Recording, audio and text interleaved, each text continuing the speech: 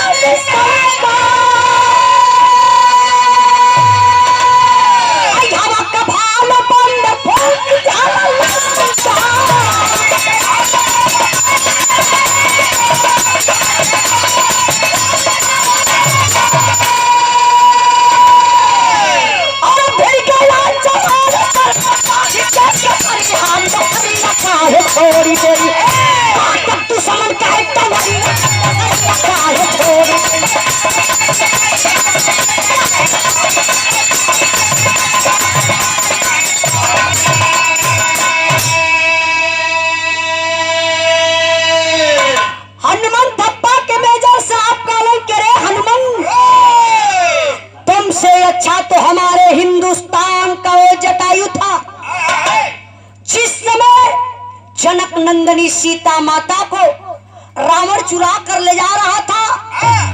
अपने देश की आबरू बचाने के लिए जटायु रावण से लड़ा और अपनी जान को गंवा दिया। इतना ही नहीं हनुमान, तुमसे अच्छा तो हमारे हिंदुस्तान का वो कुत्ता था जो सीधे सीधे स्वर्ग जाने का काम किया। साथ में 2 खिलनियां भी गई थी। वो कहाँ गई लली? निशाना पकड़ के गई। तू कैसे जान गिला? बड़े भैया राजकुमार जी 251 रुपया का पुरस्कार देकर के आप सम्मान किए, बहुत बहुत काम आशीर्वाद का चाह रही। जब कुत्ता सब हनुमान सुनलन बर्दाश्त न भइले बाबू, कहा जला कि पानीदार मर्दे के बतिये तबाह। अगर पानीदार मरद बा, अब बात लग गई तो जहर खा के मर जाए। ये पानीदार मर्दे का काम हो। पानीदार मरद बा तो कैलेश का मास्टर साहब आवा। बाप रे बाप, इतना दिन से हम लोग लगातार गावत बनी, लेकिन ऐसा मशीन आज पहले दिन मिल गई है। पहले दिन नहीं है, आखिरियो है। सच बात बनी, हमान के इतना मेहनत से गाओ, बेस तो बिल्कुल ना मिलत हो। मालूम ना आप लोगों के कैसे सुनात हुई, अपने कलेजा के बल से मन गावत बनी। प्रणाम भैया। ये देखिए 101 रुपया का पुरस्कार दीपक कुमार राजभर पेंटर प्रयागपुर के धरती से। भैया तू केहू के दुनिया में ना हुआ देखा वो नहू के यहाँ पहुँच गए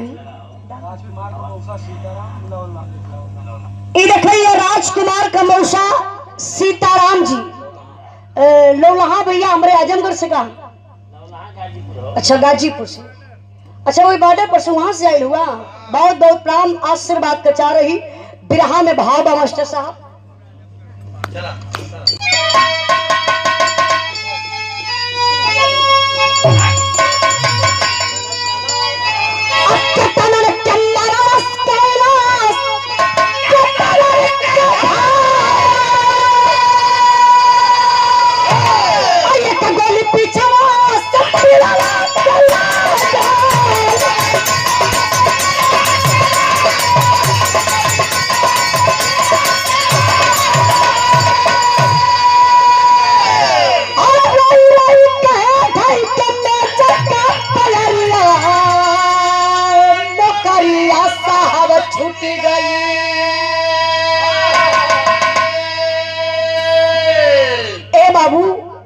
हनुमान थप्पा ये बात सुनन कि तुमसे अच्छा तो कुत्ता है बाप रे बाप कदम आगे बढ़ल बा जौन 10 आतंकवादी है अब वही झाड़ में छुप के बाबू हिंदुस्तान पर निशाना साधल चाहत हूँ तब तक हमारे हिंदुस्तान का फौजी नौजवान लगल गोली बरसावे तर तर तर तर तर तर तर तर तर तर तर ये आतंकवादियों के लड़का आ गया ये पता कहां से आ गया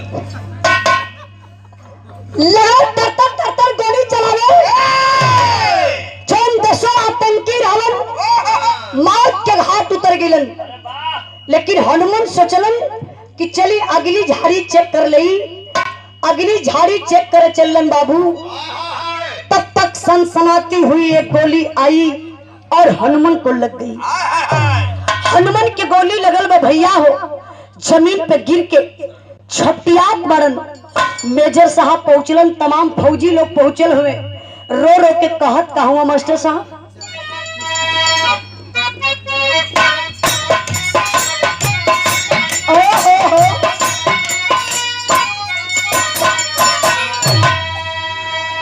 सिन्नवा में ममता ओला हर एक फौजियन के हर एक फौजियन के उनका भी ओला परिवार की फौजी हम बनली साहब पेट के कारनावा रे पेट के कारनावा घरवा पामाई मोर बीमार भारती ओके में कर्जा चढ़ल का पारावा पे चढ़ल का पारावा पे छोटके बाजनिया मोर पुवार नसिया ले जइहा साहब चल हमारे घरवा रे चल हमारे घरवा हो ये नाचे ता पर दिखा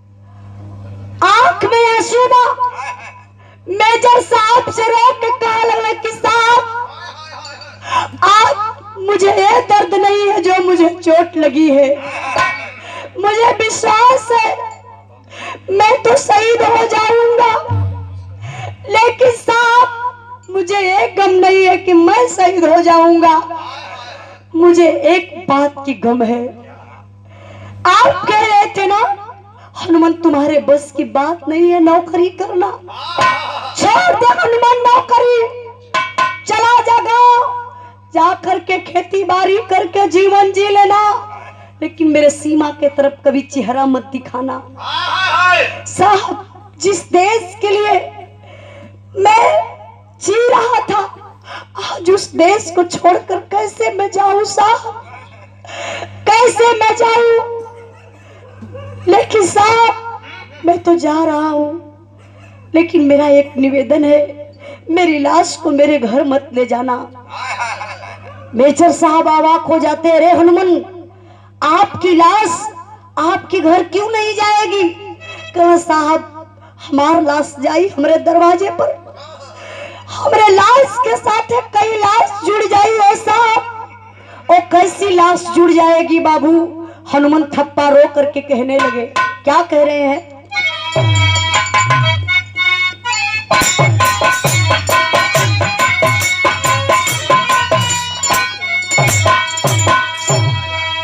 अरे गिरल पहाड़वा साहब मोरे परिवारवा पे, गिरल पहाड़वा साहब मोरे परिवारवा पे, दुख के बादरवा लिहला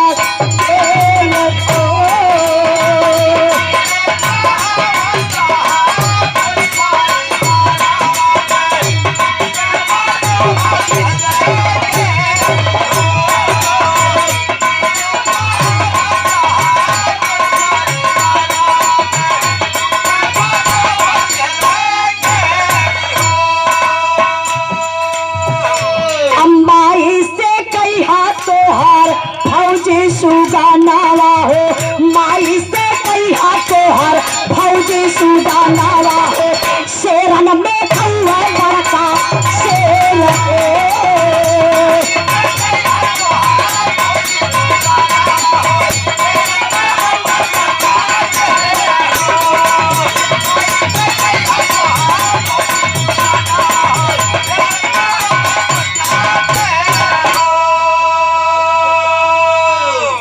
जना उतारे पवन अपने दुल्हनिया का बिचवन रोक दिले पर जवाल पहिया के, दूसर बिल हवा कई के दुनिया बताई है, दूसर बिल हवा कई के दुनिया बताई है, हमारा चली है मुखा फेरी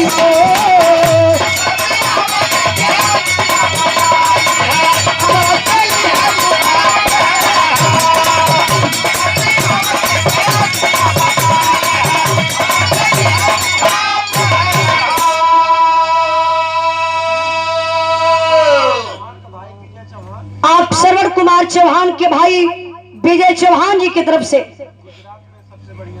अच्छा ये गुजरात में आपका कारोबार बहुत बढ़िया, माई सरस्वती करे बढ़िया रहे।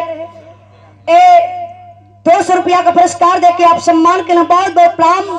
लेकिन बिरहा पर ध्यान दिए हैं बाबू। हनुमान थप्पा रोवा थे, कले साहब मेरी लाश को मेरे घर मत ले जाना, मेरी माँ से जा करके कह देना कि माँ आपका बेटा कभी घर नहीं आएगा तो मेरी माँ आपसे सवाल करेगी, अरे साहब मेरा बेटा क्यों नहीं घर आएगा? तो मेरी माँ से साहब कह देना कि अरे माँ आपका बेटा परिवार से नफरत करता है, देश से मोहब्बत करता है। माँ सोच लगी, अरे वाह मेरा बेटा कभी तो याद आएगा माँ का, माँ के याद में कभी तो ना कभी बेटा मेरा घर जरूर आएगा। माँ हमारे इंतजार में जीवित रह जाएगी। अगर कहीं हमारे लाश को देख लेगी, नहीं कहीं माँ ये सुन लेगी कि मैं शहीद हो गया, माँ मेरी तुरंत मर जाएगी। क्यों? इस सदमे को बर्दाश्त नहीं कर पाएगी। मेरी माँ हार्ट की मरीज है, माँ मेरी तुरंत मर जाएगी साहब। और दूसरा निवेदन है, हमारा बहन का शादी नहीं खे भइल साहब, कह दिया कि परिवार के लोग जहाँ रिश्ता तय करी और रिश्ता के स्वीकार कर ले। अब तीसर की समस्या बतावे में लगत बात जवान का प्राण निकल जाये। एक कोई काल्पनिक कहानी नहीं है बाबू, जो मैं कल्पना करके बता रही हूँ। आप लोग नेट पर सर्च करके देख सकते हैं। जो महादेवी उस फौजी जवान की बीबी कोई बात बताने लगे कि देखिए साहब, मैंने जिससे शादी किया और एक विधवा औरत थी। वाह, अवाक हो गए लोग। अरे हनुमान थप्पा, क्या बात कह रहे हो? अरे एक फौजी जवान होकर के तूने एक विधवा औरत से शादी कर लिया, ऐसा क्यों किया? क्या कुआर साहब? लेकिन विधवा का पीड़ा का कोई जाने। अगर सुबह में देख ली तो कहीं पूरा दिन खराब हो गया। रास्ते में विधवा मिल गई, कहीं हमार जतरा बेकार। बताइए, एक विधवा का जिंदगी बर्बाद होत रहा साहब। उनके मांग में सिंदूर डाल के हम सुहागन बना ली, लेकिन मालिक के मंजूर ना रहल। अब तो अधजल में उनके छोड़ के जात बनी साहब। जैसे भी समझा बुझा के कह दी है कि वह वो तीसर की शादी यापन कर ली है।